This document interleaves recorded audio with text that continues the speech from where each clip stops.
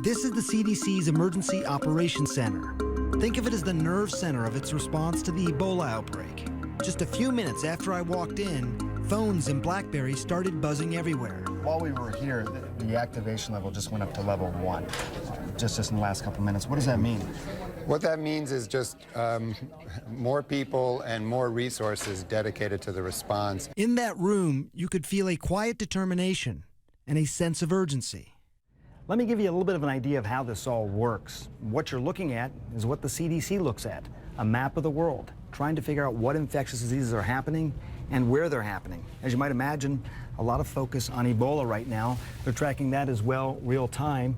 They've been doing it since March. Take a look in here. This really jumped out at me. Mid-May, they thought things were basically under control. But then look what happens at the beginning of June. Everything takes off. This is on its way to becoming the worst Ebola outbreak in history. So this is our Emergency Operations Center, or EOC as we call it. And Dr. Stephen Monroe is helping lead the CDC's Ebola response. Not an easy task at all. Was there mistakes made? I mean, is there a reason why this outbreak is worse than any other outbreak in history? the initial event, the lightning strike, if you will, was right in this corner between 3 countries in a very remote part of each of those countries. And so it quickly spread across the borders. Many more resources are needed, and some of it is on the way. The CDC is sending 50 more people to the region in the next month. Dr. Meredith Dixon just returned from 2 tours in the remote part of Guinea, where she was trying to help control the outbreak. One day we were removed from that area because there were rumors that a group of young men would be coming to destroy the treatment center because they wanted to destroy Ebola. She says that situation never escalated, but it shows the kind of hurdles and confusion the health workers face there.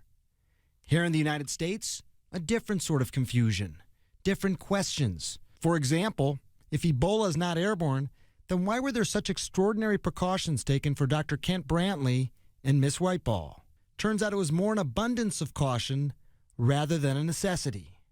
We're pretty confident that any large hospital could handle an Ebola case if one were to show up at their doorstep, using traditional isolation rooms with a negative pressure room and with traditional droplet and respiratory precautions.